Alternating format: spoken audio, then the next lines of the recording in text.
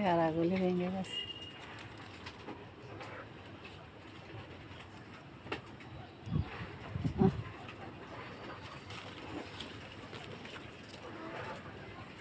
গাছ লাগতে যে পেয়ারাগুলো ভেঙে গেছে। আচ্ছা যাক, আল্লাহ যে পর্যন্ত রাখেতে। হ্যালো, আসসালামু আলাইকুম। আমার এই বাগানের পরিবেশ আমি মোটামুটি সুন্দর করছি। এই দেখেন, মোটামুটি আমার বাগান গুছিয়ে নিছি, আরও গোছাবো আল্লাহ রহমতে।